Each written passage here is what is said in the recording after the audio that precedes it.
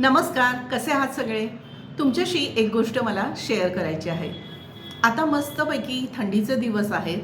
डिसेंबर, जानेवारी, February हे महिने फिरण्यासाठी, सहलीला जाण्यासाठी खूप उत्तम असतात. त्यामुळे आपल्यापैकी बरेच जणं सहलीला जातात. मग त्यावेळी त्यांचा असा प्रश्न असतो, की मी काय खाऊ? म्हणजे मग माझं वेट लॉस जर्नी जे आहे त्याच्यामध्ये ब्रेक येणार नाही, माझं वजन वाढणार नाही. तर सगळ्यात महत्त्वाची आधी ही गोष्ट समजून घ्या, की जेव्हा तुम्ही सहलीला जाता, काही दिवस कुठे फिरायला जाता, मग ते धार्मिक स्थळी असो, नैसर्गिक ठिकाणी असो, तर कुठेही जर तुम्ही गेलात तरी तुम्ही आनंदी असता. तुम्ही घरातला सगळा स्ट्रेस घरात ठेवून आलेला असता आणि बाहेर एकदम मस्त छान हलकं वाटत असतं. त्यामुळे तुम्ही आनंदी असल्यामुळे तुमचं वजन वाढण्याची शक्यता खूप खूप खूप कमी असते. दुसरं पथ्य काय पाळायचं सहलीमध्ये?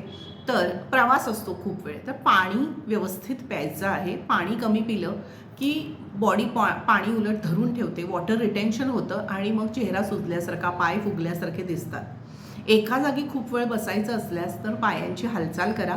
थोडेसे पाय 30 डिग्री मध्ये वर घ्या बसल्या बसल्याच आणि बोटं हलवा किंवा घोट्याच्या सांध्यातून ते गोल आकारात किंवा पुढे मागे असं हलवा, म्हणजे मग तिथे इडिमा म्हणजे सूज येणार नाही, पाणी तिथे साचणार नाही.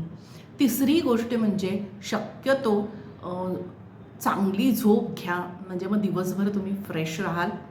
आणि जेवणाखाण्यात काय खायचं, तर मी सांगितलं तसं पाणी भरपूर व्यवस्थित प्यायचं आहे. पाणी कमी पिऊ नका, विशेषतः महिला प्रवासामध्ये पाणी कमी पितात. दुसरी गोष्ट म्हणजे कोल्ड ड्रिंक्स, नॅचरल ज्यूसेस जे टेट्रा पॅकमध्ये येतात त्याला हात लावू नका. आईस्क्रीम, चिप्स, चॉकलेट्स, कुरकुरे असे पॅकेज्ड फूड काही घेऊ नका. हां, समजा तुम्ही घरून चकली घेतली असेल, चिवडा घेतला असेल तर खायला हरकत नाही, पण वेळ जात नाही म्हणून तोंडात टाकत बसू नका. खरंच भूक लागली आहे का तरच खा. संत्र्यासारखं फळ तुम्ही कॅरी करू शकता, ते उत्तम व्हिटॅमिन सीचा सोर्स आहे आणि ते खायला पण सोपं आहे, चिराचिरी करत बसायला लागत नाही. त्यामुळे संत्री, मोसंबी, विशेषतः आता संत्र्याचा सीझन आहे, संत्रं तुम्ही खाऊ शकता आणि त्यामुळे तुमची इम्युनिटी पण छान राहणार आहे. याचबरोबर खूप गोड काही खाऊ नका, म्हणजे बरेच लोक सारखं चॉकलेट कँडी चघळत राहतात, तसं अजिबात करू नका. आणि जिथे ते लोकल फूड जिथे मिळत असेल तर ते लोकल फूड अवश्य खा, पण बेतानी खा. खूप पोट भरून किंवा तडस लागेल इतकं जेवू नका. आणि रात्रीच्या वेळी हलका आहार घ्या, शक्यतो उशिरा खूप जेवणार नाही हे बघा. आणि तिथले ज्या प्रदेशात जाल तिथलं फूड नक्की नक्की चाखा, आनंद घ्या आणि हायजीनचाही विचार करून खा.